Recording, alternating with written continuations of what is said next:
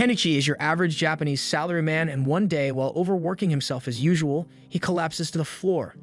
Normally, this would be where he gets sent to another world, but in Kenichi's case, he just survives and sues his company so he can retire on a farm. Life has been going pretty well for him, but all of a sudden, while he's making lunch for himself, he vanishes and appears in the middle of the forest. He tries looking around to figure out where he is, but all he finds is the skeleton of a fallen knight and a bunch of unfamiliar plants. He has watched a lot of anime in his lifetime, so he knows this is probably an isekai adventure. To confirm it, he yells out "status window" to see if something happens. To his surprise, a status screen does indeed appear, so he is definitely stuck in another world, and honestly, he's fine with that. He checks out his status, but he's a bit confused since he can't see any HP bar on the screen. However, he does have his Amazon account, so he can still make as many impulsive purchases as he wants. He also has access to an item box, so he picks up a handful of weeds to test out what the item box can do. He puts the weeds in his item box and figures out that he can separate and retrieve the individual components from the items he puts in it. He also decides to test out the store, so he takes a look at it, but unfortunately, he still needs money to buy things. There's a prompt that says he's allowed to trade items in his item box for money, but right now, all he's got is a couple of weeds, and those aren't worth much. He has literally nothing valuable to trade for money, so at this rate, he's probably going to starve. But just then, he notices the shiny equipment on the dead knight, and since he's dead anyway, it's not like he needs it anymore. And the first thing Kenichi does is buy some daily necessities and some bread from the store. Afterwards, he buries the knight's skeleton to pay his respects and leaves the area on the new bicycle he bought. He's searching for some kind of settlement so he can talk to some people and earn some money, but he has no idea where he is. For now, he decides to just set up camp for the night since he's not going to find anything today. However, if he doesn't find a city, he plans to resell some of the things he buys from the store to gain a massive profit. If he does that, he should be able to survive and thrive in this world.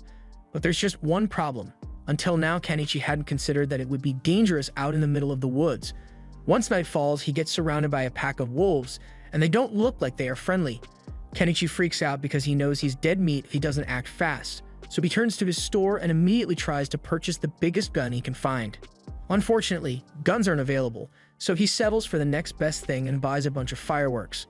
The fireworks scare the wolves a little, but it's ultimately not enough to get rid of them. Kenichi starts looking for something else. He eventually finds a slingshot and uses it to fire balls at the wolves.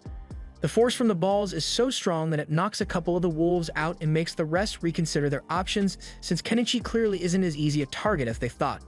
Once the wolves back off, Kenichi immediately rushes over to his bike and rides into the night to get as far away from wolf territory as possible. By the next morning, Kenichi is exhausted from all the biking he did, but he's still got no idea where he is. He buys a ladder and a telescope so he can climb up one of the trees and look at his surroundings. Thankfully, he manages to spot a city over in the distance, so he should be able to start earning money if he heads over there. He begins the long journey through the grasslands, but as he finally makes it to the main road, he nearly ends up getting run over in the process. The guy in the cart apologizes for nearly hitting him, and since he feels bad about it, he offers to give Kenichi a ride to the city. He introduces himself as Fuyo, a merchant, and the woman in the back of his carriage is traveling Bard, so she's a fellow passenger. While they ride, Fuyo mentions how Kenichi is dressed pretty strangely, so he asks him what he's heading to the city for, and Kenichi responds, saying he plans to open a business there. Eventually, they make it through the city gates, so Fuyo drops Kenichi off in front of his store and Kenichi helps him unload his cargo. Fuyo thanks Kenichi for his help, but Kenichi is the one who should be thankful here since really helped him out. To show his gratitude, he gives Fuyo a pouch of pepper, but once Fuyo realizes what this is, he warns Kenichi not to sell it in this city. There's a spice mafia called Bacopa, and they have a total monopoly on the spice market, so if Kenichi tries to compete with them, they might send the Boeing assassin after him. Kenichi hadn't realized that simply selling his goods could be so dangerous, so he is thankful for Fuyo's warnings.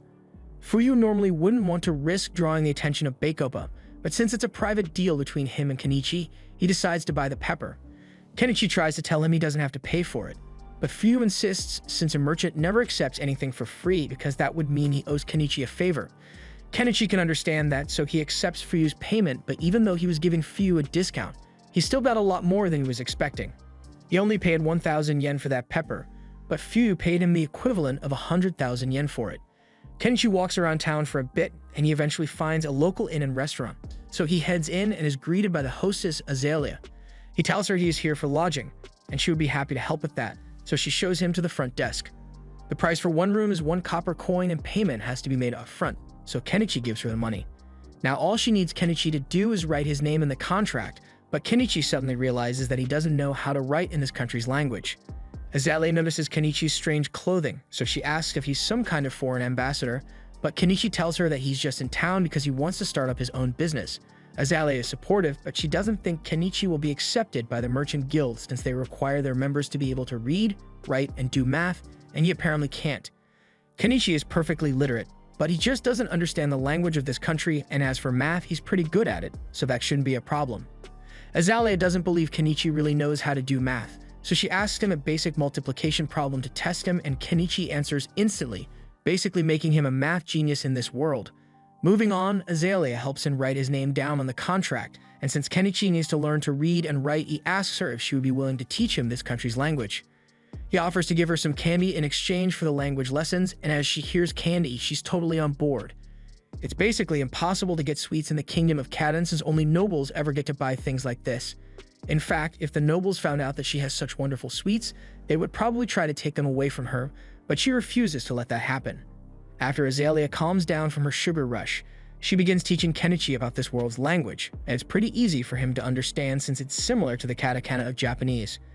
The numbers also follow the same decimal system, so it's not long before Kenichi is able to read and write perfectly.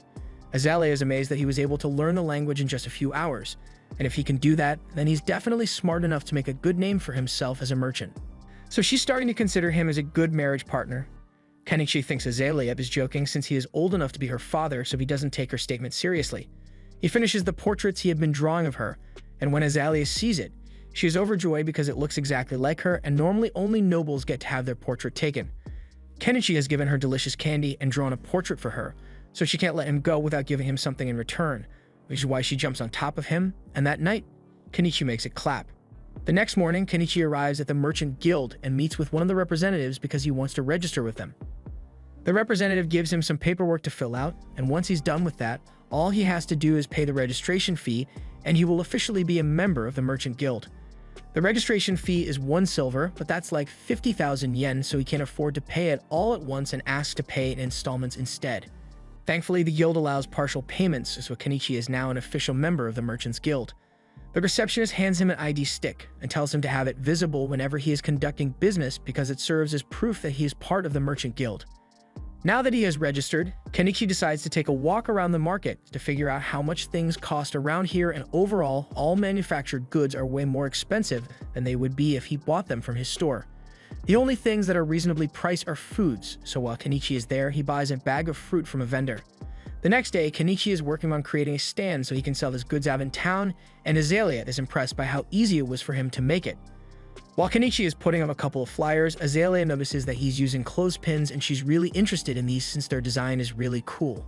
The clothespins that exist in this world are made of wood and a rubber band, but they break so easily that they are practically useless. She asks Kenichi if he's selling these as well, but Kenichi hadn't even considered the fact that something as simple as clothespins could be so valuable. Later that day, Kenichi heads out into the market for his first day as a merchant and finds a good spot next to an old lady. He asks her if she's fine with him setting up his stall here, and she has no problem with it, so Kenichi pulls his stall out of his item box. Anama is impressed by Kenichi's selection of goods, so she looks around for a bit and spots the clothespin he is selling. She really likes them, so she offers to buy a couple, and Kenichi is surprised since he didn't think she would want to support her competition. Anama points out that there's no rule saying she can't buy from him, and besides, she doesn't plan on having some sort of rivalry with him anyway. As the day goes on, Kenichi's stall begins attracting customers, so his goods are being sold fast. Specifically, the clothespins have become quite popular for their reliability, so Kenichi could probably make a living off selling those alone. However, he knows other people will eventually create similar clothespins, so he can't rely on them forever. Just then, a man comes over to Kenichi's stall, and from the fact that he has a sword on his hip and really nice clothes, Kenichi can tell that the guy must be a noble. The man says he wants to have a look at Kenichi's knife, so Kenichi lets him test it out. After the man is satisfied with the sharpness tests, he asks for the price. Kenichi tells him the knife costs 2 silver, and that's pretty expensive, but the man can understand why since this knife is excellently made. He would love to buy it, but he needs a blade that's slightly longer, so Kenichi checks his shop to see if there's anything bigger available, and eventually, he manages to find a katana. The man absolutely loves the katana, but Kenichi tells him the price is 1 gold coin. and that's really expensive, so the man isn't sure if he should buy it or not. While Kenichi watches the man try to convince himself that the sword is a necessary expense, a cat girl starts sniffing his face and licks him. This is the first time Kenichi has ever seen any beast folk, so he's a little scared at first, but he soon calms down and asks them what they would like to buy. They tell them they want the cloths that he is using to cover his stall, and those originally weren't meant to be sold, but Kenichi is a businessman, so if they want the cloths, then he will sell them the cloth. He tells them one cloth costs 3 copper pieces, but since they want to buy 3, he will give them a discount and only charge 8 copper instead. That's a good deal for them, but the beast folk are really bad at math, so they don't understand what Kenichi said at all and assume he's trying to scam them. The nobleman tells the beast folk that Kenichi is telling them the truth, so they don't need to worry about being scammed. So they take his word for it and buy the cloths. The man also decides to buy the sword since it is incredibly well made, so by the end of the day, Kenichi made a really good profit. Meanwhile, elsewhere in the city, a maid who bought Kenichi's clothespins shows them to her master Primula. Margaret asks Primula if they can use these in the mansion since they would make her work a lot easier, and Primula thinks that's a good idea, so she tells Margaret to go buy some more tomorrow. Better yet, she wants to sell these clothespins at her own company since this is a goldmine of opportunity, so she runs off to ask her father for permission. That evening, Kenichi is taking a bath by the well, and he really wishes he could have a warm bath, but those haven't been invented yet, so he's going to have to make one himself. He looks through the store to see if there's anything he could use to make the hot bath, and he happens to find a barrel for sale, so he intends to fill it with water and put it over a fire so he can experience a hot bath again. And if his idea works out, then he might be able to make some profit from it. That aside, Kenichi has been benefiting a lot from his online store screen, but he has no idea how it actually works or how the packages even get to him in the first place. To be honest, it's way too good to be true, so Kenichi worries it might steal his soul as compensation at some point, but for now, there's no use worrying about it, so he decides to go to sleep. Meanwhile, out in the forest, there's a little girl named Anemone, and she's currently on the run. The next day, as Kenichi is setting up his store, he decides to update his inventory a little, so he puts some jewelry up for sale. These aren't valuable gems by any means, but they look pretty, so he should be able to make a decent profit off them. Just then, the maid from yesterday, Margaret, shows up and says she is here to buy some more clothespins from Kenichi. He asks her how many she wants to buy, and he's surprised to hear that she wants 100, but she has the money for it, so he finalizes the sale. While he is packing up the pins for her, Margaret notices some of the jewels he set out and asks if they are made of real diamonds. Kenichi tells her the jewels are all made from polished glass, but even so, they look really nice, so Margaret asks him to set one aside so she can come back and buy it later. Business goes on as usual for the rest of the day, but just as Kenichi is about to close up shop for the day, the beast folk from yesterday come back to his shop. They look pretty serious, so Kenichi is worried that they might be here to beat him up, but then Mylan gets up close to his face and tells the others that she definitely smells spices coming from him. The other beast folk begin celebrating and ask Kenichi to sell him some of his spices, but he is hesitant to do so after what he heard about the Spice Syndicate. He has no idea how they operate, or what they'll do to him if they find out that he's selling spices, so he doesn't want to risk it. The beast folk keep begging him to make an exception, but the people in the area tell them that they can't expect a new guy like Kenichi to risk his business for their sake, and the beast folk seem to get the message. Kenichi can't sell them any spices, but it technically won't be breaking any rules if he just shares a meal with them, so he invites the group to come eat with him. But it's going to have to be out in the woods so he doesn't attract any negative attention. The beast folk are really happy to hear this, so later that night, they all meet Kenichi and Inama on the outskirts of town so they can begin cooking. Kenichi is about to begin cooking and Inama asks if she can help, so he tells her to cut some of the veggies for him. However, when Inama takes a look at the veggies, she can't believe how vibrant and juicy they look. Kenichi explains that he got these from a foreign country and he can guarantee that these taste really good. While Kenichi and Inama are working on the veggies, Mylan and the other beast folk are busy in the river trying to catch some fish, and soon enough they manage to get a decent amount. Now that all the ingredients are ready, Kenichi begins prepping the fish with the spices and throws everything in a pot to cook for a while, eventually resulting in a meal that the beast folk absolutely love.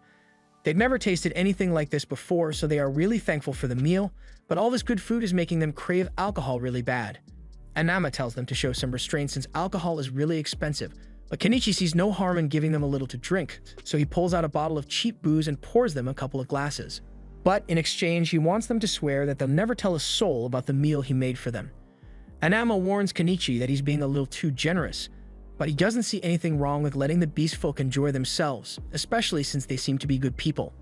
That night, they drink together, bathe together, and eventually fall asleep under the stars, and Miley seems to really like Kenichi now. The next morning, Kenichi returns to the inn, and Azalea is a bit upset, since he was out all night. Kenichi tries to explain that he was just hanging out with a couple of beast folk outside town, but judging from the cat lady fur on his jacket, she thinks Kenichi did a lot more than just hang out, and she's mad he chose to do it with a cat lady instead of her. Later that day, Kenichi is setting up his shop for another day of business, but as he is doing so, Margaret shows up with Primula to visit Kenichi's shop. Kenichi is distracted by Primula's beauty at first, but then he notices Margaret standing behind her and realizes they must be here to buy that necklace Margaret asked about yesterday.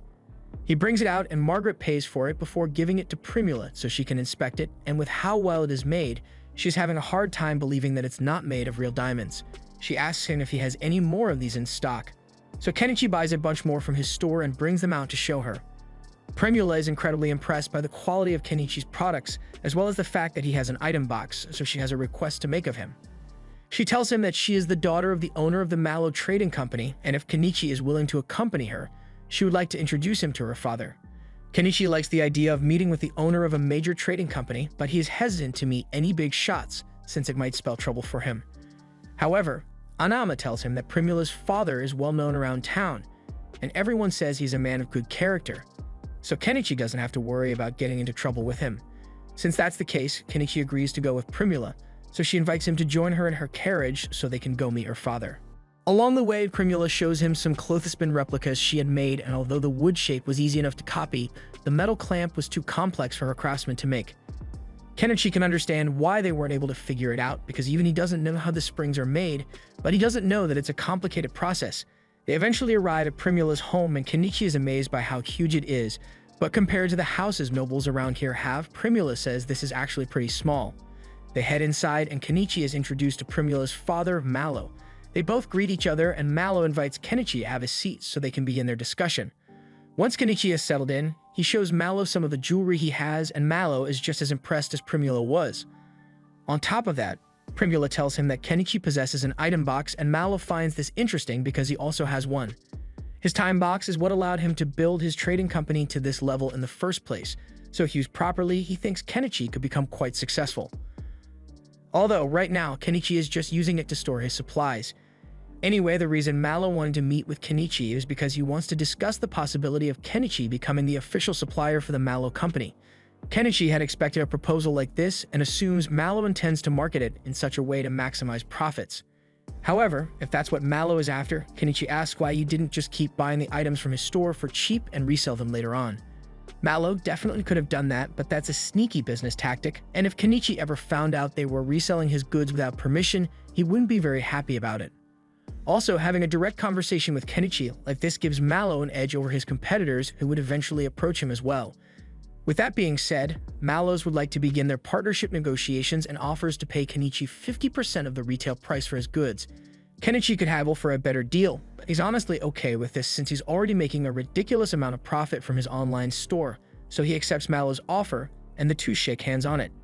He officially signs the supply contract, and the first few items he supplies Mallow with earn him over 1,000,000 yen worth of coins.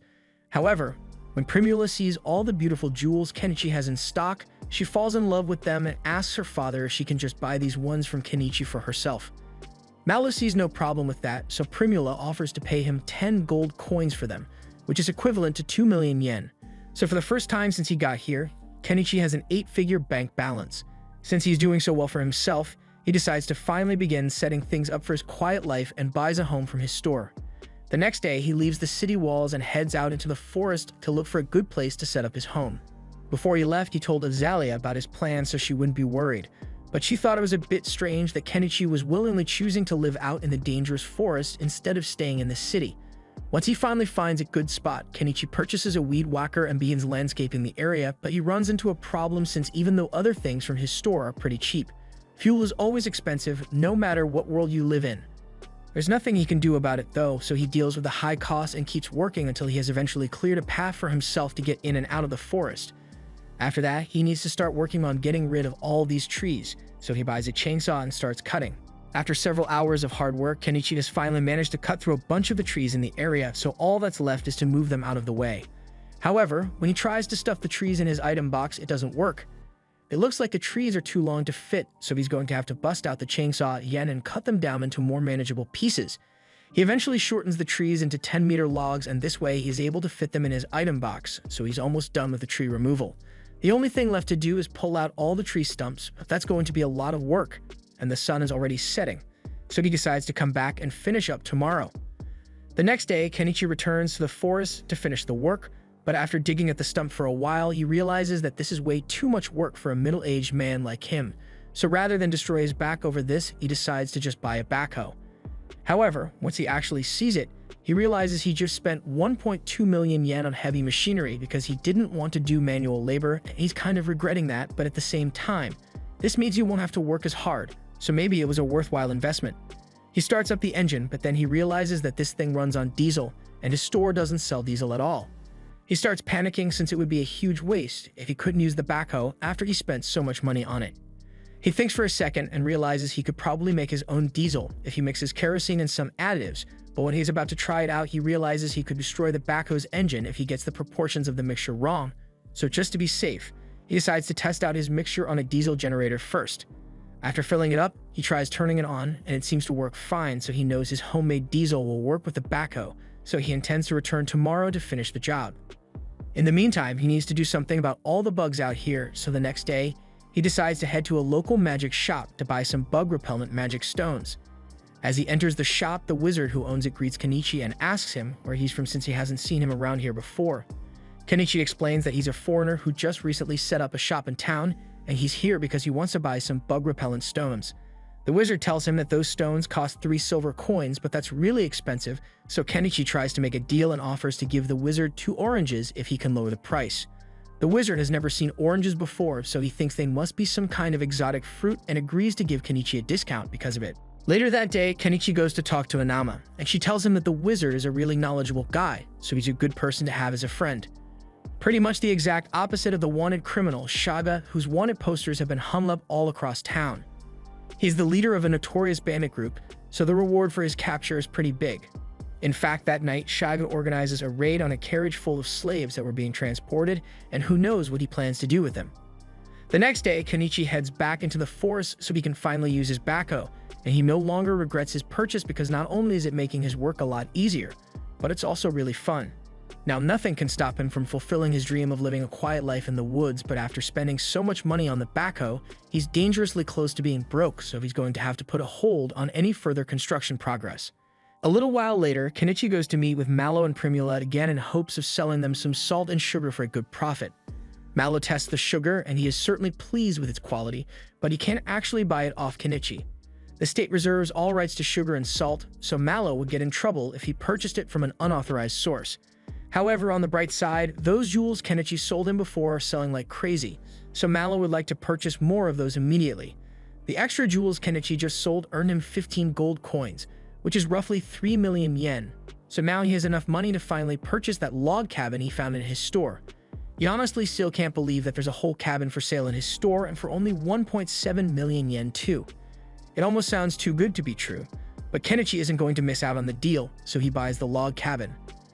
Unfortunately, the cabin must have been sourced from IKEA, because when he purchases it, he gets buried in a pile of wood planks and some instructions that he doesn't know how to follow. He takes a moment to read over the instructions manually, and just as he had feared, assembling this thing is going to be a major pain in the ass to do. But he has already paid for it, so he has no choice but to get it over with. As Kenichi begins building, the beast folk from earlier happen to be passing by, and as a show of gratitude, they decide to help Kenichi out with his construction.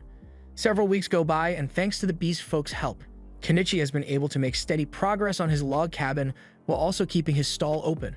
And in just under a month of work, the construction of the cabin is finally out complete.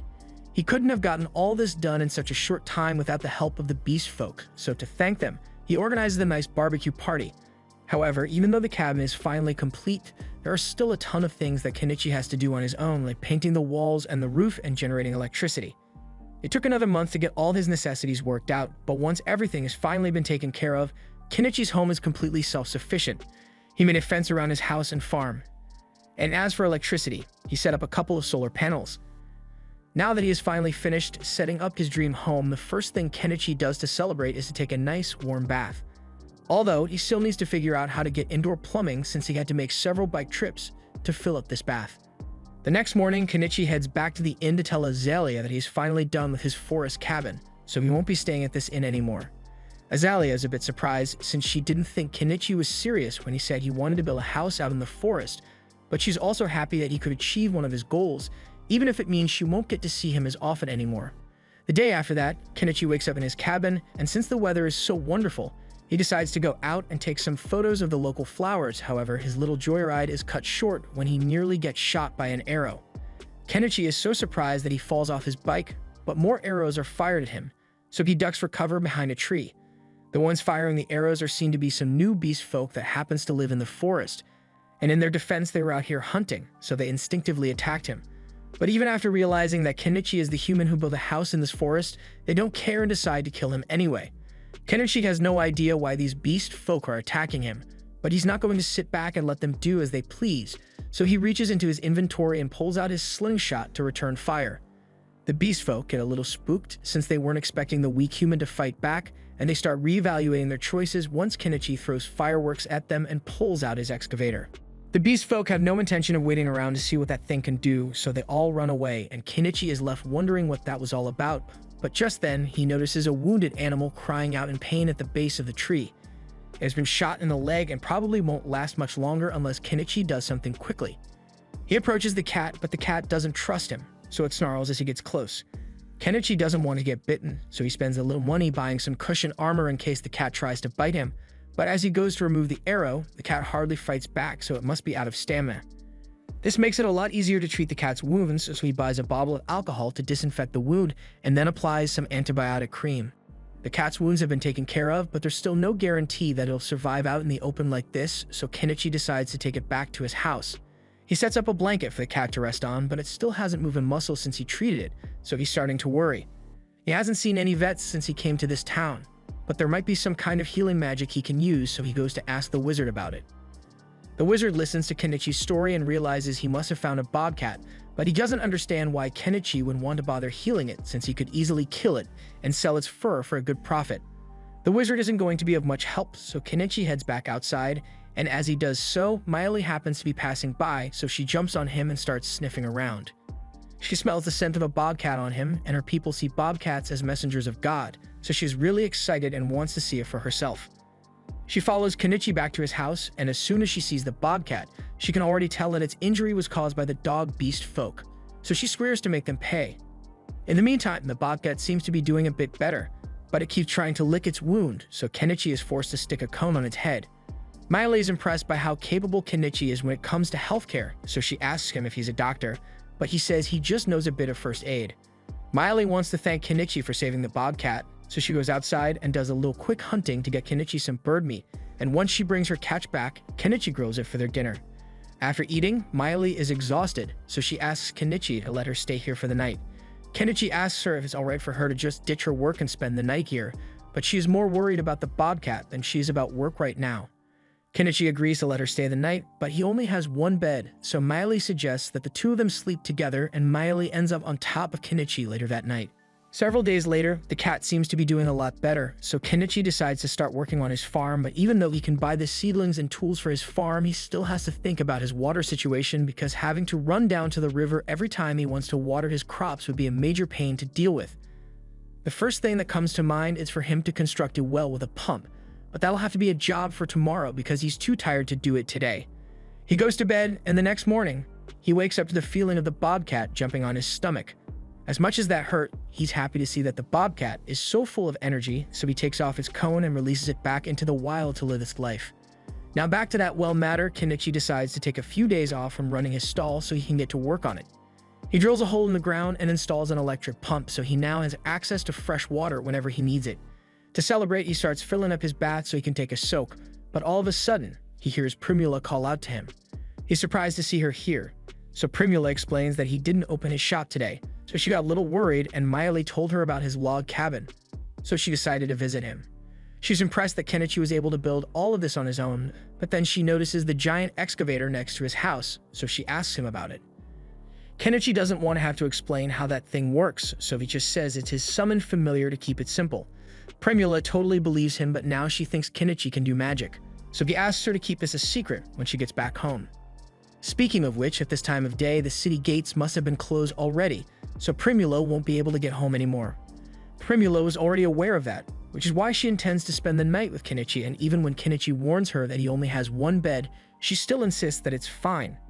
Just then, she notices the barrel behind him, so she asks what it's for, and Kenichi explains that it's a hot bath, so Primula gets excited and asks to try it out. By nightfall, Kenichi has warmed up the bath, so Primula gets in, and she absolutely loves the warm feeling. But the fact that she's in the middle of the woods makes her feel a little uneasy, so she starts calling for Kenichi. Kenichi tells her he's sitting right on the other side of the wall, but Primula says she would feel better if she could see him face to face. After she's done with her bath, Kenichi gives her a bathrobe to change into, and she's in love with how warm it feels, so she asks Kenichi if he can sell it to her. Kenichi tells her it's not for sale, but she keeps pleading with him, so he ends up agreeing to sell her a couple of bathrobes.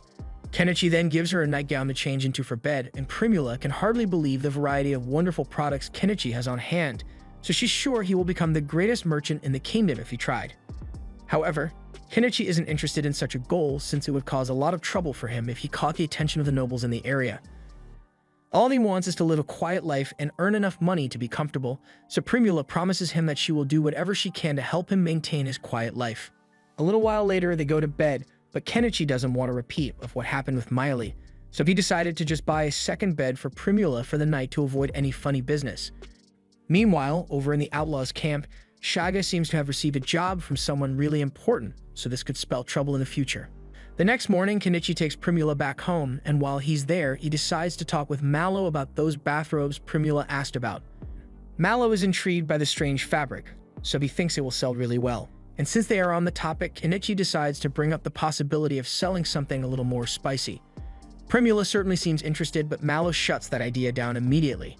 Just then, Margaret comes into the room to bring Mallow the ledgers he had requested, and since Kenichi seems a bit curious, Mallow explains that he is in the process of rewriting all the old ledgers because the Empire has just come up with a brilliant new system for tracking sales called double entry bookkeeping. Kenichi is taken aback since the double entry system was common back in Japan. This also leads him to recall something Mallow had said about the Empire's influence spreading faster thanks to the new inventions of a particular man. In fact, Mallow was just about to go test one of the latest inventions from that man, and to Kenichi's surprise, it was a pitcher pump. He already had his suspicions before this, but for someone to invent a pitcher water pump so easily would require prior knowledge of how it works, meaning there might be someone else in this world who was sent here from Japan, and Kenichi is slightly worried since he now has competition. Over the next few days, Primula would occasionally visit Kenichi and spend the night at his place, but tonight is special because she's going to be traveling for a supply run tomorrow, so she won't be able to visit for a while.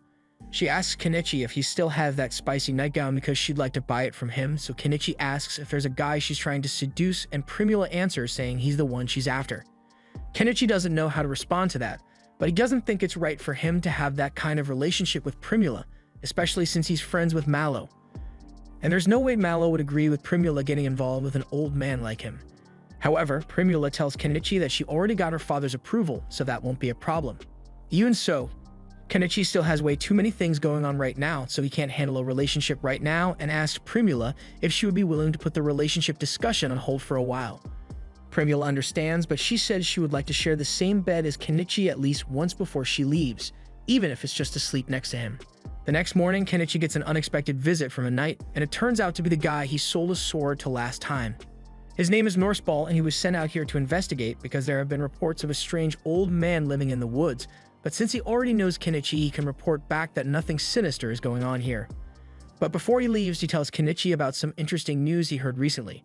There's a mage in the Empire who created this wonderful condiment called mayonnaise, and he somehow defeated a dragon with it. There's no doubt in Kenichi's mind that this mysterious man must have come from Japan, and with everything he has accomplished so far, Kenichi is feeling really outclassed here. Still, it's not like he's going to run into this guy anytime soon, so the next month goes by without issue. Kenichi is sitting at his stall one afternoon when he realizes that Primula's supply run caravan should be returning soon, so he plans to visit her later today. However, just then, he hears a massive commotion in the town square, so he gets up to go see what it's about. Apparently, a caravan was attacked by bandits, and everyone aboard the caravan was kidnapped, including Primula. Mallow is seen begging the adventurers in the streets to help rescue his daughter, But since the bandit who kidnapped her is the infamous outlaw Shaga, no one wants to risk going up against him. And it will take days before the Knight's Order can organize a rescue mission under those circumstances. Meanwhile, Primula gets locked up in a cage by Shaga and his goons. She is still unharmed for now, but that's just because Shaga plans to sell her off to some sick nobles for extra money, and her chances of escaping on her own are practically zero. Mallow knows it's only a matter of time before Primula faces a terrible fate, so he is really desperate to save her and turns to Kenichi to beg for help. Now, Kenichi is in no way capable of fighting, but he cares about Primula a lot, so he ends up agreeing to do something about the situation. However, he doesn't have enough funds on hand to pull it off, so he tells Mallow he's going to need some money to make his preparation. Without hesitation, Mallow hands over a bag of gold coins, as he is willing to give Kenichi every coin he owns as long as he can bring Primula back safe and sound. He tells Kenichi that Shaga's base of operations is in the ruins 50 kilometers west of Dahlia, and that's quite the distance, so Kenichi is going to have to get himself a ride. He looks through the cars available in his store and ultimately decides to buy a truck, but before he does, he warns everyone that he is about to use summoning magic, so they should all back away. He then does a silly little chant to trick everyone into thinking this is actually summoning magic, and once his truck appears, he climbs on top and asks if there's anyone willing to come fight with him. Shaga has a massive bounty on his head, so if they manage to take him down, there's going to be a huge reward for everyone involved. However, as enticing as that sounds, no one takes Kenichi up on his offer since Shaga is too much of a threat. Kenichi is starting to worry that he might have to do this by himself, but then the bobcat he rescued last month comes up to him, and even though he can't speak cat, you can tell that the bobcat is saying it wants to help. Speaking of cats, Miley and the other beast folk also want to help Kenichi, since they still owe him a favor for all the help he gave them. Kenichi is glad to see that he has people on his side, so to prepare them for battle, he buys a compound bow for Miele and an axe and some swords for Miley's brothers. Just then, he hears someone else say they want to help, so he looks down and finds Norseball standing there. Kenichi feels a lot more reassured, knowing that an experienced knight will be coming with them, but he is a little curious as to why Norseball just happened to be walking through town in his full suit of armor. Norseball explains that he just got his new sword made with the steel Kenichi gave him, so he has been looking for an opportunity to use it all day, and slaying some bandits would be the perfect excuse. There's one more person who says they want to come along, but it turns out to be the magic shop owner, so Kenichi tries to tell him it's too dangerous for an old-timer like him. However, the old man reveals that he used to be a mage back in his day, and although he may be old, his fire spells are still just as deadly as they were in his prime. Kenichi agrees that the man would be useful in combat, so he lets him come along, but then Anama says she wants to come too. Kenichi tries to tell her to stay behind since there is literally nothing she could contribute in a fight, but even if she's not capable of fighting, she says she can still provide moral support and cook food for the group. She also promises to run away the second any fighting starts, so Kenichi won't have to worry about protecting her. He ends up agreeing to bring Anama along for moral support, but he draws the line when Mallow says he wants to come too, so he tells him to just stay here and wait for Primula's safe return. Kenichi once again asks if there's anyone else who is willing to come with them, but all the remaining people are too scared of fighting Shaga, so they all back away, and the crowd disappears. It looks like the 9 of them are going to have to do this on their own, so before they leave, Kenichi heads to the guild and registers himself as an adventurer, while also formally putting in a notice that he's going after Shaga's bounty. The group then sets out in Kenichi's truck, but as they leave the city, all the people who were too scared to fight begin mocking him because they think Kenichi is just going to run off with the money Mallow gave him. Meanwhile, in the ruins, Primula's cell is opened, so the girl Shaga captured as a slave can bring her some food. However, Primula notices that the girl is starving, so she offers to let her have the bread instead. The girl is grateful for Primula's kindness and begins eating right away. And while she eats, Primula asks her a couple of questions. She finds out that the girl is being held captive here as well, so she asks if she wants to escape with her. The girl would love to get out of here, but she doesn't think it's possible given their current circumstances. However, Primula is sure that it's only a matter of time before help comes for them. After getting close to the base, Kenichi and the others stop to take a break. Once they are done eating, Kenichi sits everyone down so they can begin their strategy meeting. Kenichi comes up with a basic plan of assault, and everyone thinks his plan is a good one, so they all get into position and Miley is sent out to do some recon. Kenichi is able to keep in touch with her by using some radios he bought, but to keep it simple, when Miley asks about the radio, he just tells her it's a magic device that allows them to talk over long distances. Now that Miley is in position to act as their scout, Kenichi and the others all climb into the truck so they can get going, and Anama is left behind for her own safety. Since there's no guarantee that they'll be able to win, Kenichi asks Sanama to go contact the Adventurers Guild if they don't return within a day's time.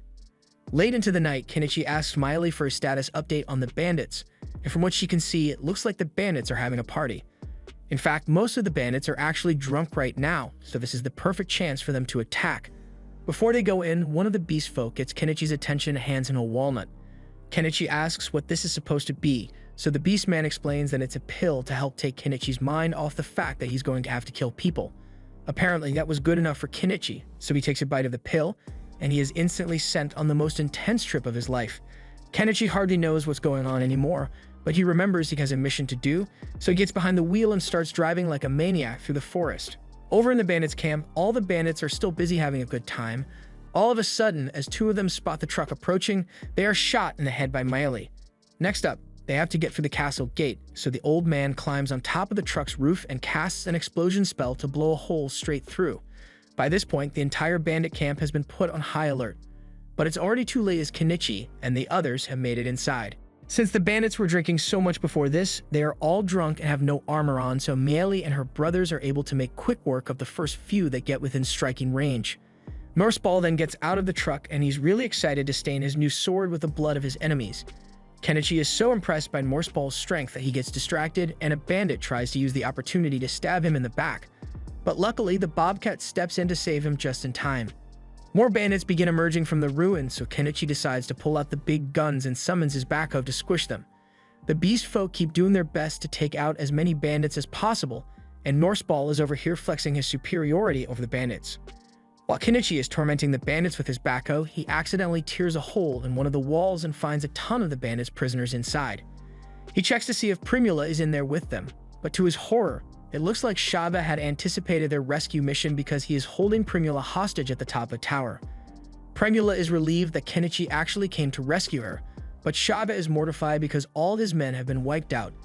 He assumed that a party would be sent to rescue Primula eventually, but he never could have imagined that they would be this strong. However, even with the current situation, Shaba still thinks he has the upper hand, so he demands that Kenichi and the other all drop their weapons immediately if they don't want him to stab her right here. They all freeze in place since they don't want Primula to get hurt, but Kenichi has no intention of letting Shaba escape. So while Shaba isn't looking, he buys a laser pointer and tells Miley to fire a shot at Shaba when he gives the signal. Miley gets the message, so Kenichi moves the laser pointer up to Shaga's eye to blind him, and the second he lets go of Primula due to the pain, Miley fires a shot straight into Shaga's shoulder. Kenichi runs up the stairs to get Primula to safety, but Shaba has regained his vision and is getting ready to attack the two of them. Luckily, before he could do anything, the slave girl uses some kind of magic to knock him down the stairs, and once he hits the ground, he is perfectly lined up for Miley to give him a headshot. With that, the group is victorious and Primula is finally safe, so the first thing they do is send Nyanji back to tell Onama of the good news. Next, Kenichi stores his vehicles away and buys some clothes for all the prisoners they rescued, and while they are all cleaning themselves up, he notices the little girl and asks Primula to wash her. And while she's at it, he gives her a pair of scissors to cut her hair. Primula takes one look at the scissors and immediately asks Kenichi if he can sell her some more of these since it would be a really popular item. But then the other women remind her that she's naked, so she backs away in embarrassment. After everyone gets dressed, Kenichi goes to talk to the little girl and introduces himself to her. She tells him that her name is Anemone, and she has an important letter to hand over. It's a letter doxing the noble who is funding all of Shaga's kidnappings, and Norsepaul promises to make sure said noble faces punishment for his crimes. With that, this incident is officially over and it looks like they'll be able to make it back to Dahlia safely. But first, everyone is really tired, so they all go to sleep for the night. In the morning, Kenichi drives everyone back to town, and the people in town are eagerly waiting to see if Kenichi managed to succeed after all. As his truck pulls up to town square, Primula gets out and runs into her father's arms because she's glad to see him again. But while they are having their reunion, Mallow notices that the dress Primula is wearing is of really good quality, so she proudly tells him that Kenichi is the one who gave it to her, and they both have the same idea. Speaking of Kenichi, Mallow still hasn't properly thanked him, so he goes up to Kenichi and tells him he is truly grateful for his help getting Primula back. While he's here, Mallow also asks Kenichi if he managed to recover all the goods from Shaba and his crew, so Kenichi tells Mallow that he put all the loot in his item box. But the loot here isn't what you're expecting, as what Kenichi has in his item box is a bunch of severed heads. Back in the ruins, before Kenichi and the others returned to town, the beast folk told him that he would need to take the heads off all the bandits. Shaga and his crew are pretty infamous, so there's a massive bounty on their heads, but to claim it, Kenichi is going to have to present Shaga's head as proof that he's dead. But all those heads will start smelling pretty bad soon, so it would be much better if Kenichi could store them in his item box. This is definitely one of the more disturbing things Kenichi has had to do, but he has no choice, so he starts loading the heads into his item box. While he's at it, he also collects all the stuff the bandits had stolen, including a bag full of 100 gold coins and a bunch of valuable items. He also ended up bringing all the women that were held prisoner by Shaga, but he's not sure what to do with them. Before they came back to Dahlia, he asked them if they wanted him to take them back to their villages, and some of them say they want to be taken home, but for others, when they were captured, Shaga burnt their homes and killed all their family, so they don't really have a home to return to anymore. Kenichi understood their situation, so he invited all of them to come back to Dahlia with him, since they have a better chance at restarting their lives there, and the ladies all seem thrilled by the idea. Kenichi then turned to Anemone and asked her if she knows her hometown. She tells him that her village is called Oru, but that's quite far from here, like 800 kilometers kind of far, so it'd be a long journey to take her back, but Kenichi is willing to make it happen if she wants to go home.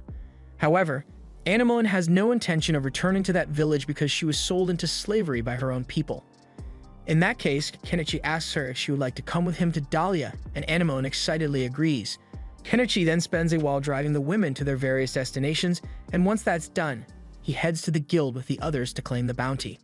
The guild receptionist freaks out upon seeing a separate head placed in front of her, but there are 50 more where that came from, so Kenichi begins pulling them out of his storage. The guild staff have a lot of work ahead of them because they need to inspect each and every head, and while they do that, Kenichi stands off to the side to take a break. The wizard comes up to Kenichi and tells him that with his strange summoning magic and incredibly large item box, if the nobles ever find out about him, then his life is going to get really troublesome. But that's just even more reason for Kenichi to try and keep a low profile. Speaking of nobles, Norseball walks up to Kenichi and tells him he's going to go meet with the local lord Asclepius to inform him of the corrupt nobles that were secretly backing Shaga's crime operation, so he's going to be leaving now.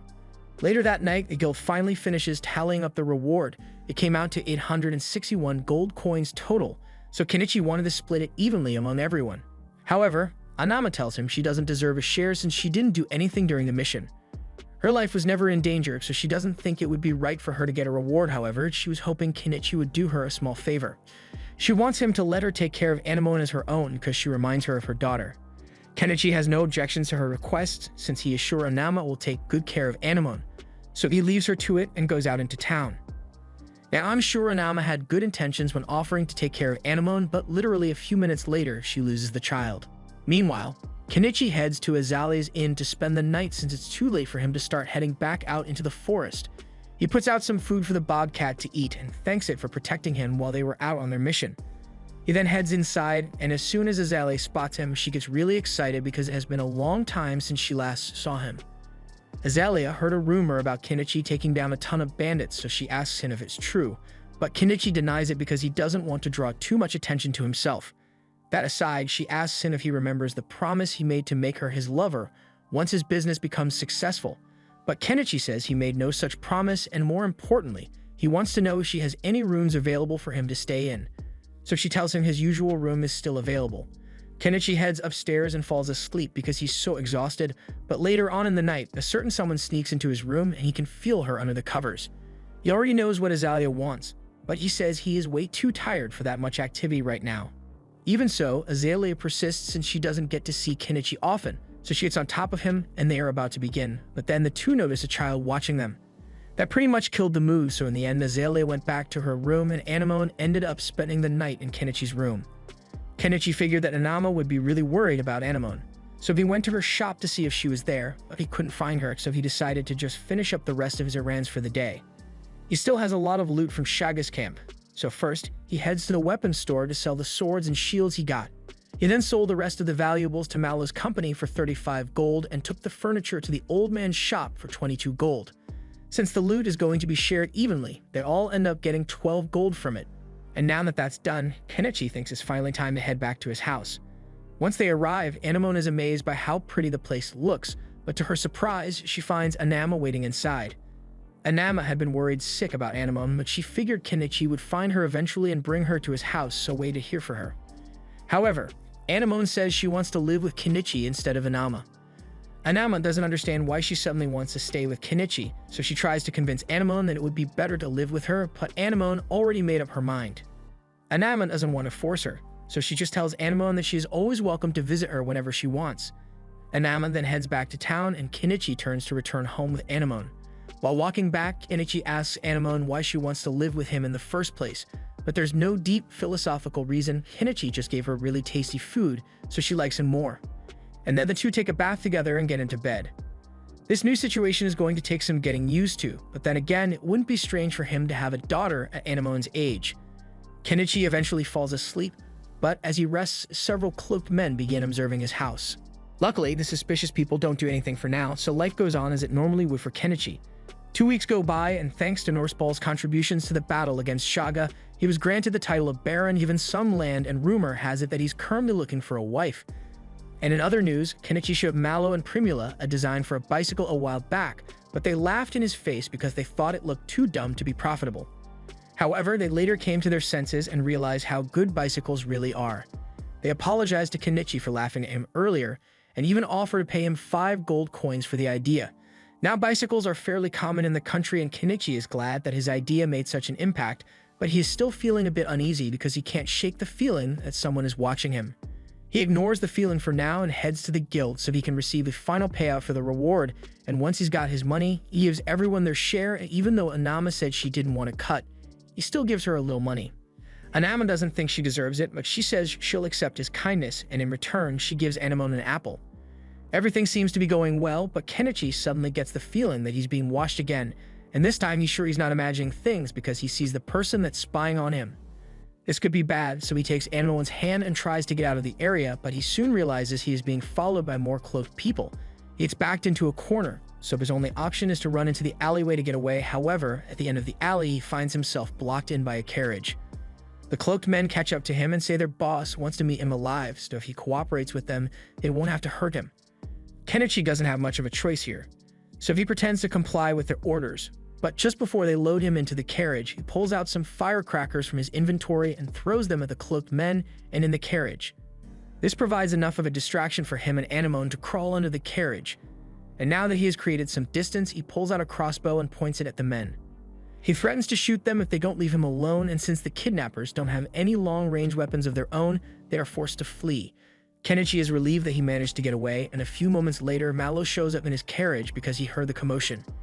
He offers to give Kenichi and Anamon a ride, and while riding together, Kenichi tells him all about what happened. He believes this must have been the work of a noble that is part of the anti-monarchy faction, and he suggests that Kenichi go to meet with the local lord Asclepius so he can get some protection. Kenichi agrees that it may be a good idea, but he doesn't want to risk it since Asclepius might ask him to start paying taxes, and he hates taxes, so he decides it might be better to just leave this city altogether. After returning home, Mallow tells Primula about Kenichi's decision to leave town, and Primula is upset because they haven't even gotten to properly thank Kenichi for everything he did for them. The bicycles were such a popular item that the local lord granted them a family name because of it, and as such, they owe Kenichi a great debt, so they can't let him leave until that debt has been repaid. That is why Primula has decided that she will leave town with him and spend as much time with Kenichi as possible. She already tried to gain his affection once before, and he rejected her. But when she was kidnapped, Kenichi didn't think twice about risking his life to save her, so Primula is sure that he must care about her deeply. And if that's true, then he will definitely wait to see her before leaving town. Well, it looks like Kenichi didn't care about her as much as she thought because he's gone, along with his entire house.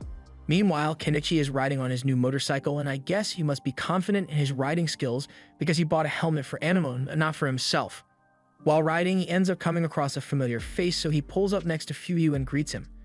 It has been a while since he last saw Fuyu, so the two stop to chat a little, and Fuyu learns that Kenichi became a merchant after all. He also finds out that Kenichi was the one behind the bicycle invention. He now has a daughter, and is currently traveling, but he is curious about where they are heading.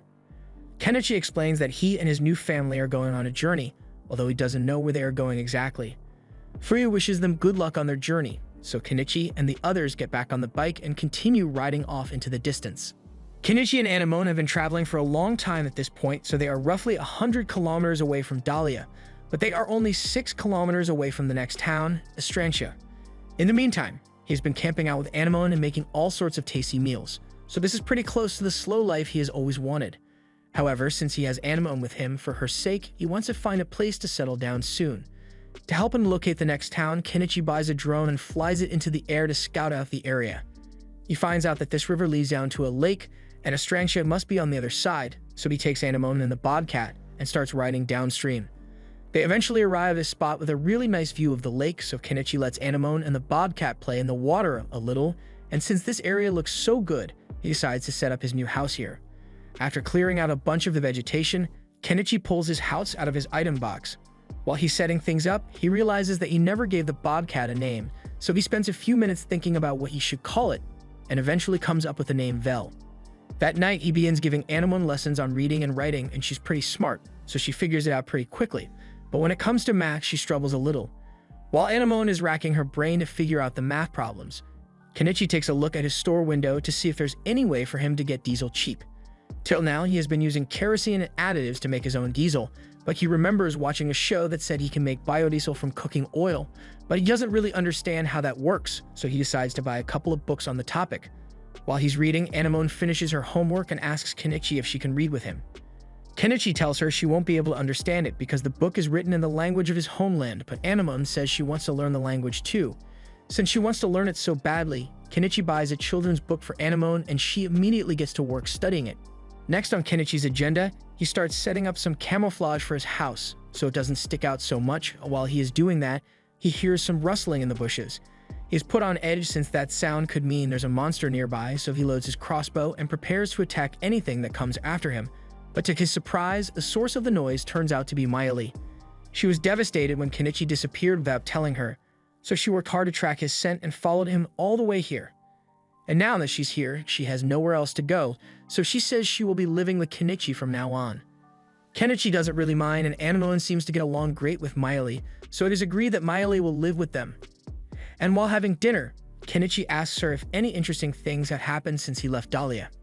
Miley doesn't think much has happened, but she does recall hearing that Norsepal proposed to Primula, so they are going to get married soon. Kenichi is glad that Primula managed to move on and get engaged to a nice guy like Norsepal, but he can't attend the wedding since he's so far away now. Later that night, he gets in the bath with Anemone as usual, while Miley washes herself beside them, and once everyone has dried off, they head back inside. Anemone shows Miley the Japanese book Kenichi gave to her, and she really likes it because even though she can't read the words, the pictures make the book easy to understand. Hearing her say that gives Kenichi an idea. Since books are really precious in this world, he could probably make a lot of profit by selling picture books here. Although the stories from Japan probably won't appeal to the people of this world, so Kenichi asks Anemone and Miley if they know any local legends. They are both excited to hear this since they know a ton of old legends, but one in particular stands out to Kenichi, so he asks them to tell him more about the forest elf legend. Kenichi thinks the story is really good, so he immediately gets to work drawing illustrations for it, and once he has finished drawing, he buys an ink press and uses it to create more copies. He then gives the first 2 copies of the book to Miley and Anemone, and the girls love their books so much. However, while they are looking at the pictures, Kenichi notices a boat approaching and this could mean trouble, so he tells the girls to head back inside for now.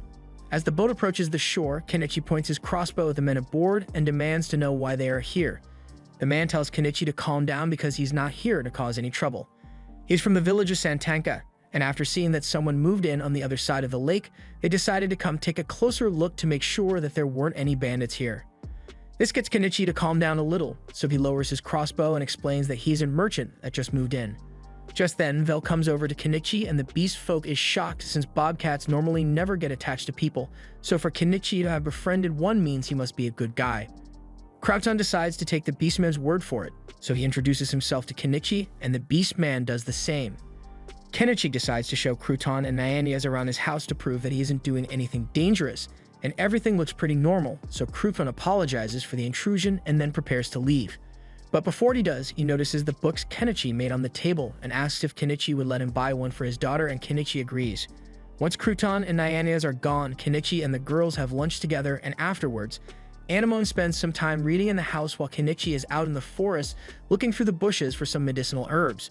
But then Miley comes up to him, and since Anemone is occupied at the moment, she was hoping to have some alone time with Kenichi, and Kenichi can't bring himself to refuse, so stuff happens again. A little while later, Kenichi gets to work on his latest project, and you might as well call him Walter, because he's cooking up a storm in there. Unfortunately, the hazmat suit he was wearing made him incredibly sweaty, so he had to take a break and jump in the river. Once he gets back to work, we find out that Kenichi has been working on synthesizing biodiesel from cooking oil, and even though it is very dangerous, if Kenichi manages to pull this off, he will be able to make diesel for himself without spending a fortune. Now comes the risky part, testing the fuel. He pumps some into the generator and fortunately doesn't explode, so Kenichi's experiment was a success. Next on the agenda is visiting the town of Astrantia, so Kenichi soon heads out with Maile and Anemone and Tao. Their first stop upon entering the city is the Adventurers Guild, since Kenichi needs to register. They walk inside and head to the receptionist desk, but as they greet the receptionist, there are two big things Kenichi can't keep his eyes off. After snapping out of his trance, Kenichi tells the receptionist that he wants to register with the city's Adventurers Guild and Merchant Guild, and Maile registers as an adventurer here as well.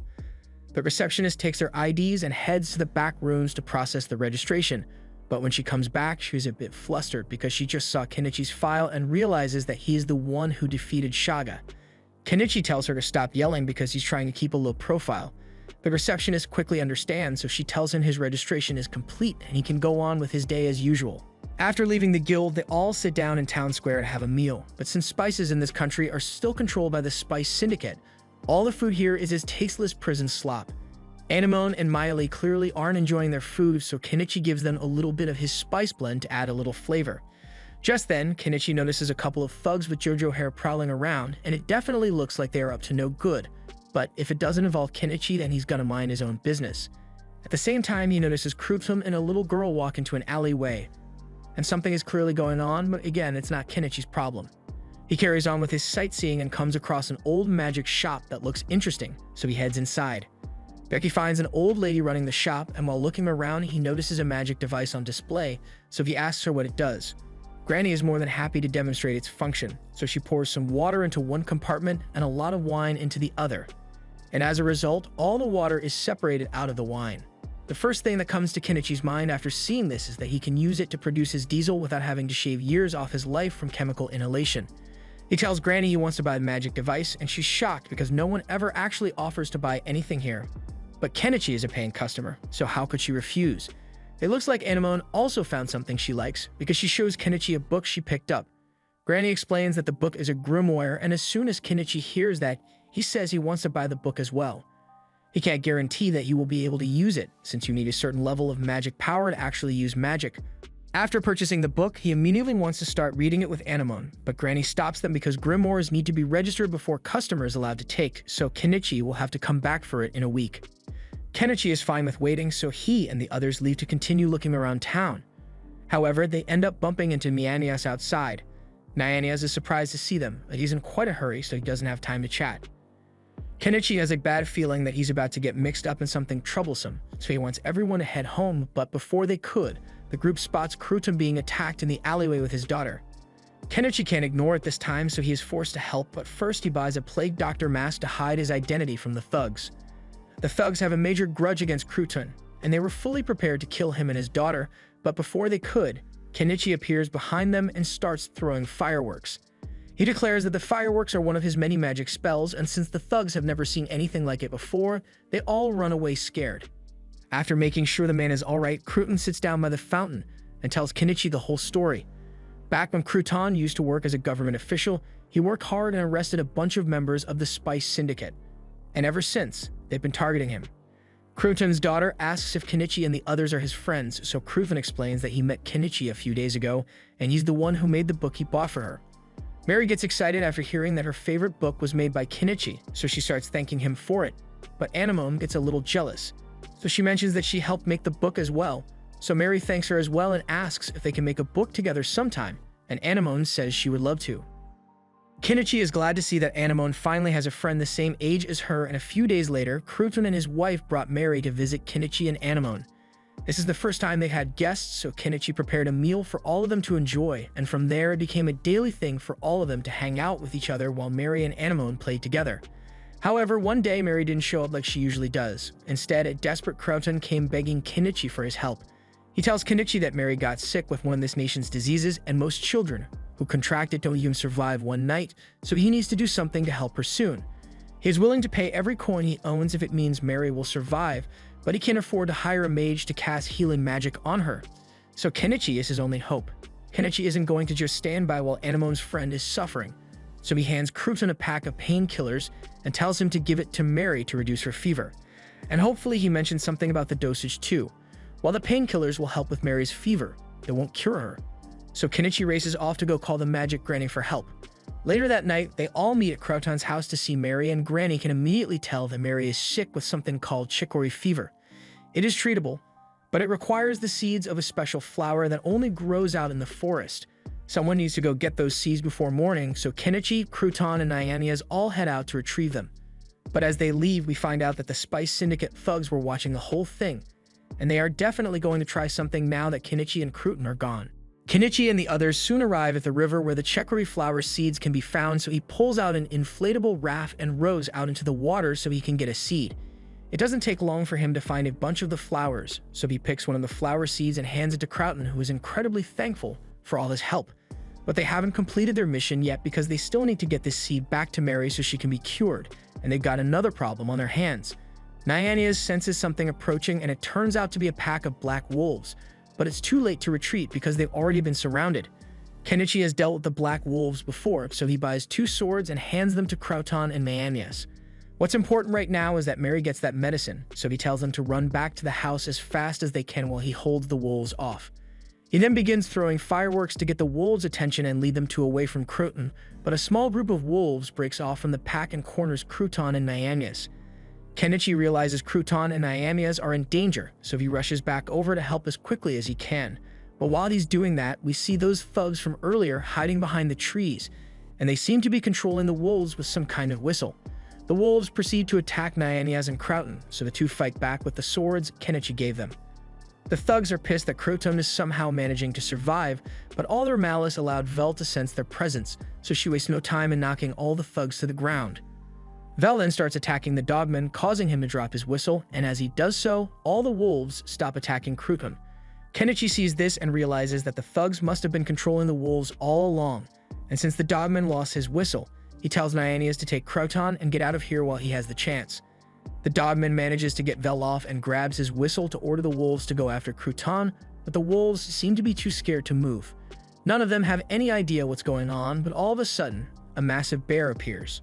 Wolves realizes just how much danger they are in, so they flee the forest, and the first one to fall victim to the bear's rampage is the dogman, and after hitting the ground, he definitely looks dead.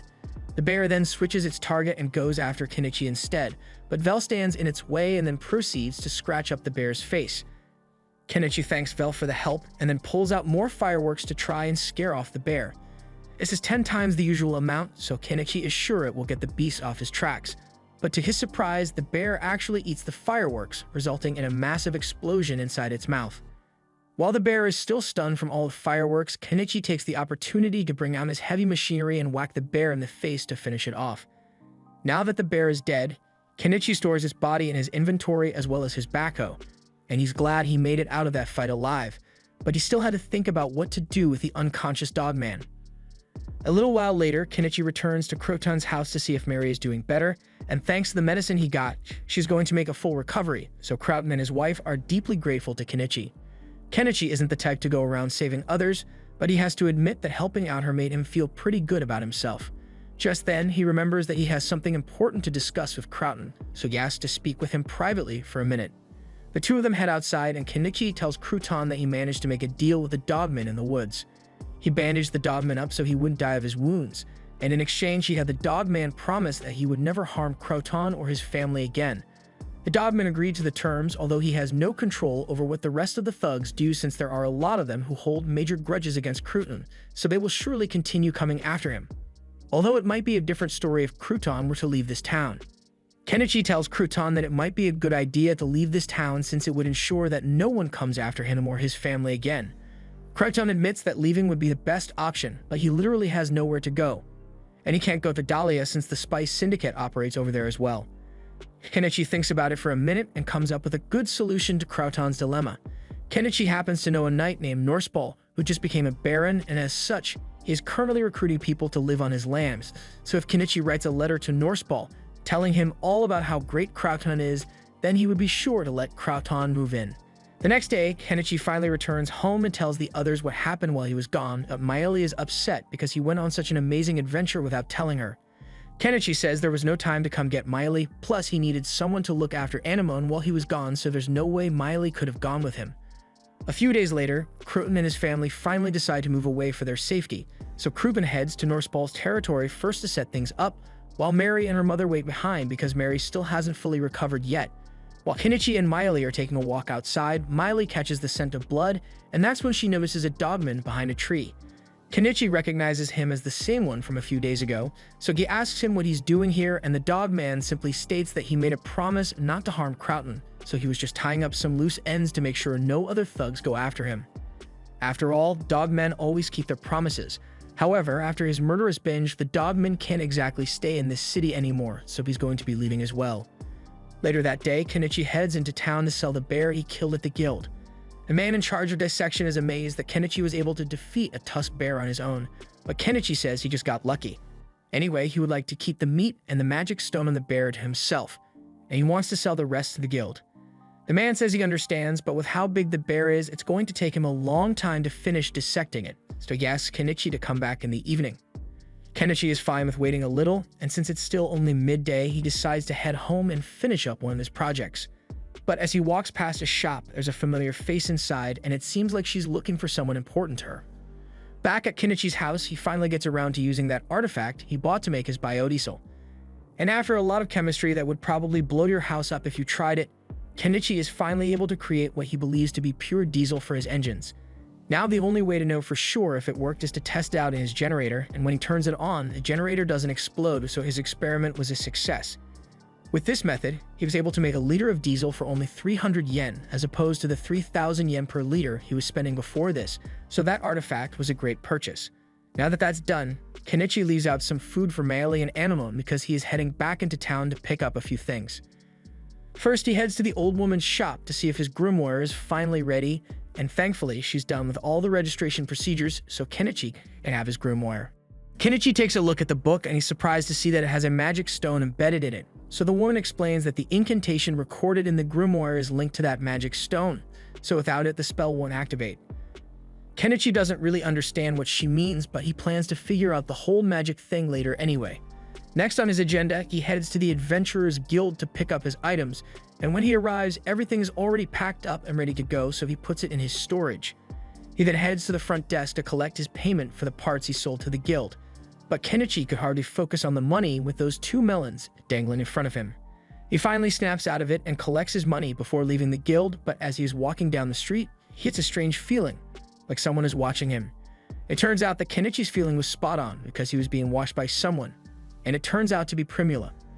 He is shocked to see her and asks what she's doing all the way out here, but Primula asks him how he could have been so cruel as to leave without her. Kenichi tries to explain that the only reason he left Dahlia was because of the nobles trying to capture him, but Primula still thinks Kenichi should have at least said goodbye to her. Kenichi can tell that this outburst is causing quite a scene, so he asks Primula if they can continue this discussion somewhere more private. Primula takes him to the hotel she's staying at and begins yelling at Kenichi again for leaving without giving her a chance to repay him for all the things he has done for her. Kenichi doesn't really think he did that much, but Primula reminds him that he saved her life, so she owes him a huge debt of gratitude. Kenichi is starting to get a little uncomfortable, so he changes topics and mentions how he heard rumors about Primula getting married to Norsepaul. However, while there were certainly discussions about it, Primula ultimately turned down the engagement. But that's beside the point. Primula says she's not going home unless Kenichi agrees to go with her, but Kenichi has no intentions of leaving, so Primula says she will just stay here with him then. Kenichi can tell that she's not bluffing, so he doesn't have many options here, but still, he's surprised that she managed to find out that he was living in this city. Primula explains that after Kenichi left, she spent every day stalking the guild registry to see if Kenichi's name would pop up somewhere in another city, and sure enough, she found his name one day on an updated registry, so she immediately got on a carriage and headed straight here. And now that she has found him again, she gets straight to the point and asks Kenichi to give her the most devious back shots known to man tonight. Kenichi is taken aback, but he sees how serious Primula is, so he agrees and the two of them head up to her room. As soon as they get up to the room, Primula begins taking off all of her clothes because she can't wait any longer, and you know what happened from there. The next morning, Kenichi returns to his house with Primula, and at first Anemone and Mayali were really excited to see him, but that excitement quickly faded when they saw Primula. And Primula gets upset because she thinks Kenichi left her behind but chose to bring Mayali with him. Kenichi tells her that he didn't choose to bring Mayali just tracked him down on her own. The only one he chose to bring with him was Anemone, but is Primula really going to let herself be jealous of a child? Kenichi makes a good point, so Primula calms down for now, and Anemone makes Kenichi promise that he won't bring back any other women, and this gets Primula upset again because she thinks Kenichi has been bringing women home. Later that night, Kenichi gets a bath ready, but when it's time to get in, all the girls say they want to get in with him. He doesn't want to have to deal with this, so he decides to just buy a second barrel so there are 2 baths.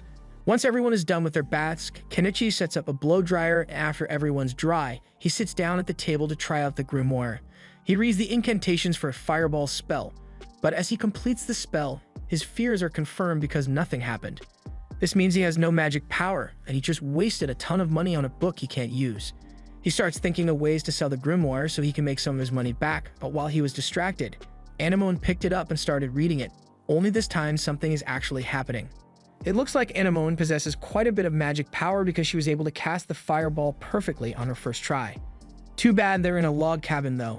Kenichi panics and immediately buys several fire extinguishers to put out the fire, and once that's done, he goes to check on Anemone.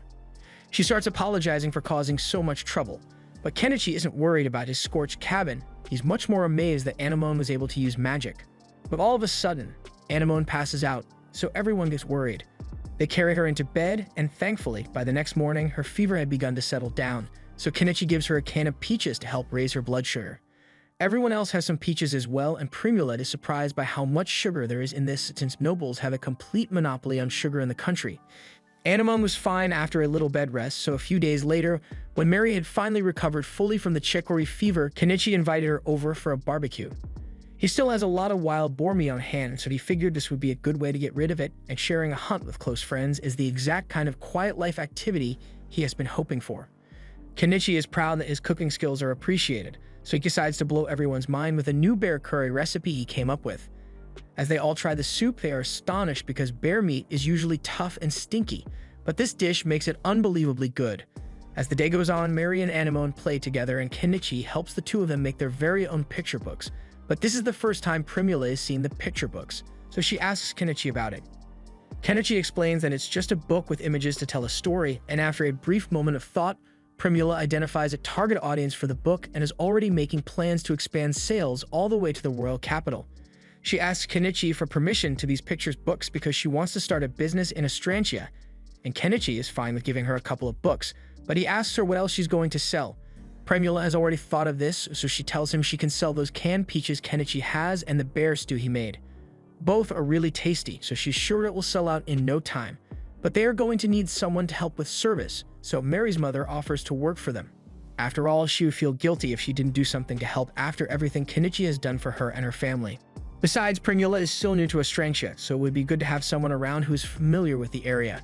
Mary also offers to help since she's old enough to start working now, and since everyone is going to be working at the new stall, Anemone doesn't want to be left out, so she says she'll work there too.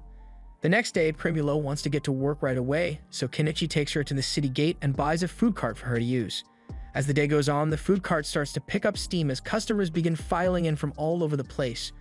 Unfortunately, with all the attention they were getting, they also ended up attracting a couple of scammers who put a bug in their bowl and then accused Primula of serving them bug-infested food.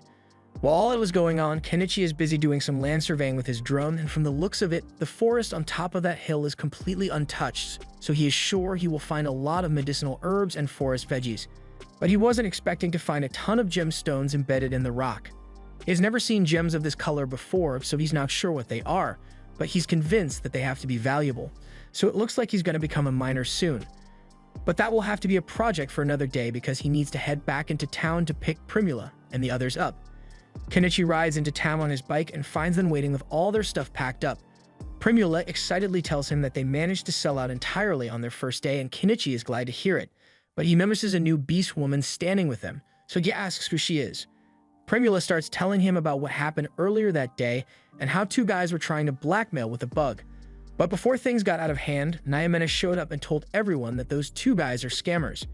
She saw them when they put the bug in the food, and Nyamena doesn't like scammers, so she's going to deal with the problem. The scammers got scared and ran off after that, so Primula decided to hire Nyamena as her bodyguard for the rest of the day. Kenichi thanks Nyamena for being such a huge help, but Nyamena tells him it's no big deal, and if anything, she feels lucky to have met Primula because she got paid a silver coin to basically glare at people who cause trouble. The group heads back to Kenichi's house together, and upon returning, Mayuri and Anemone come out to greet Kenichi. But Mayuri becomes hostile when she sees that Kenichi came home with a new woman. Kenichi explains that Nyamena is just a bodyguard that Primula hired, and she's only here because Primula wanted to treat her to dinner. Mayuri is fine with it as long as Nyamena doesn't become another competitor for Kenichi's affection, so they all head inside to have dinner. Nyamena gets to try some of Kenichi's bear meat stew, and she's amazed that bear meat tastes so good. The only thing that would make this better is if she had some wine to go with the meal, and as luck would have it, Kenichi does have some wine, so he pours Nyamena a glass, and she practically melts in satisfaction. Kenichi asks her if she would like to take a bath once she's done eating, and Nyamena perks up in excitement after hearing that she can have a hot bath. And since the baths are going to be used, Anemone offers to heat them up. They head outside, and Anemone proceeds to cast her fireball spell to set the bath drum on fire and heat it up instantly. She then does it again for the second drum, and everyone is impressed with how good she is at using magic now. They all then take their baths and dry off in front of Kenichi's blow dryer. And once they are done, they get dressed for bed. Nyamena has been loving to hear so much that she is considering moving in permanently, but Mayuri is strictly against the idea because there are already too many women here as it is. They then notice Kenichi in the middle of a lesson with Anemone, so they ask him what he's up to, and Kenichi explains that he is teaching Anemone some basic writing and math to help broaden her horizons. It's pretty difficult to make a living for yourself in this world if you don't have an education. So Kenichi wants Anemone to learn as much as possible while she still can. He asks her if she would be willing to go with Primula and the others next time they head into town with the food cart, so she can learn about the business, but she says she would rather learn more magic so she can stay with Kenichi. The next day, Primula and the others head back into town to continue the food cart business. And it's just as popular as it was yesterday, but with Nyamena as their bodyguard, they don't have to worry about any chronically unemployed troublemakers causing a scene. As for Kenichi, he just finished creating a scaffolding with the help of Miele and Anemone. And he plans to start excavating the gemstones as soon as he can, but it's getting pretty late, so he will have to come back tomorrow. As he is packing everything up, Primula approaches Kenichi and asks him how he always has such useful stuff inside his item box, but Kenichi tells her it's a secret. There are some things he can't tell her no matter how much she asks, and he's aware that that makes him sound suspicious, but she's just going to have to put up with it. He then kisses her, but Nyamena tells Kenichi to stop with all the romance causes, reminding her of how single she is. The next day, the group returns to the plateau, and after Kenichi has cleared out a bit of the vegetation, they all begin searching around for all sorts of interesting plants. While the others forage through the bushes, Kenichi gets to work carving out the mountainside to get some of those gems. And when he finally pops one loose, he tosses it into his item box to have it appraised, and it turns out that the gems are worth 200,000 yen each, and there are a lot of them, so Kenichi practically hit the jackpot. After a long day of lucrative gem mining, the group heads home and Kenichi starts working on dinner. He has something special in mind, so he has the girls help him grind some of the bear meat down, and then teaches them how to wrap the gyoza. But Mayuri and Nyamena can't help with this step because of all their fur. Once all the pieces have been folded, Kenichi puts them in a pan to cook, and eventually the gyoza is ready to be eaten. They are all in love with the flavor and texture of the gyoza, especially with this yellow sauce Kenichi prepared for it. So Kenichi tells them that the yellow sauce is mayonnaise. Nyamena has heard of mayo before because it's really popular in the Empire right now. Apparently, a mage created it using magic. So Primula asks Kenichi if he used magic to create his mayonnaise, but Kenichi tells her he just made it with eggs. Primula is shocked to hear that something as amazing as mayo can be made without magic, so she asks Kenichi to show her how to make it, but he doesn't want to do that right now, so he tells her to wait a bit. In that case, Primula asks him if he will let her sell his gyoza recipe at her food stall tomorrow. Kenichi says he is fine with it, but making the gyoza is a lot of work, so he's not sure Primula will be able to handle it. However, Primula tells him that won't be a problem because she can just hire more workers. Kenichi is impressed by how proactive Primula is being, so he offers to show her one more of his recipes. He tells everyone to follow him outside because he has something special to show them. He quickly dooses the meat in some alcohol, causing a huge fireball to form, and once he's done grilling the steak, he gives Nyamena a bite. Nyamena goes silent after taking her first bite, so Kenichi asks her if there's something wrong with the steak. But on the contrary, she went silent because the steak is simply too perfect. but it has a strange smell on it. Kenichi explains that the scent is probably from the liquor he used to marinate the steak, but as soon as he mentions liquor, Nyamena pounces on him and starts asking for a drink. Kenichi eventually agrees to let her drink a little, but he warns her that this stuff is pretty strong, so she should pace herself. But Nyamena completely ignores him and downs the whole glass in one gulp. She immediately gets drunk and starts hugging Kenichi as thanks for the liquor, but Miley can see where this is going, so she pulls Nyamena by the hair to get her off Kenichi. Nyamena tries to assure Meili that she's not trying to steal Kenichi away from her. She just wants him to let her live in the shed so she can share tasty meals with him and the others. Miley still doesn't trust her, but Kenichi doesn't see the harm in letting Nyamena live here, especially since she is Primula's bodyguard. Primula says she is fine with Nyamena living here as well since all she wants is food, so she definitely won't try to seduce Kenichi when no one is around. A little while later, when no one is around, Kenichi shows Nyamena the room he set up for her, so she asks him how much she has to pay as rent. Kenichi tells her she doesn't need to pay rent because as long as she keeps helping Primula out, then she doesn't have to worry about paying him rent. He then tries to leave, but Nyamena pulls him back and says she can pay him back in a different way. However, Miley could sense the seduction in here from a mile away, so she bursts through the door and enters the room to join in. A month passes and Kenichi continues his mining operation, making around 15 million yen from the stones so far. But that's almost nothing compared to Primula's stall because it's steadily expanded into a company called Kerala with tons of employees. It now has a daily income of over 200,000 yen, so we're looking at an annual income of over 100 million yen. Kenichi still finds it hard to believe that Primula was able to build all this from the ground up in a month, but her success is largely due to Kenichi's wonderful products. Kenichi is just glad he was able to spend the last few weeks doing his own thing because it has been really relaxing for him. He wishes he could continue living a quiet life just like this, but it looks like he's going to have a troublesome guest show up soon, because word of his achievements has reached the royal castle, and the princess seems particularly interested in meeting him. This was the end of episode 8. Subscribe to not miss the next part.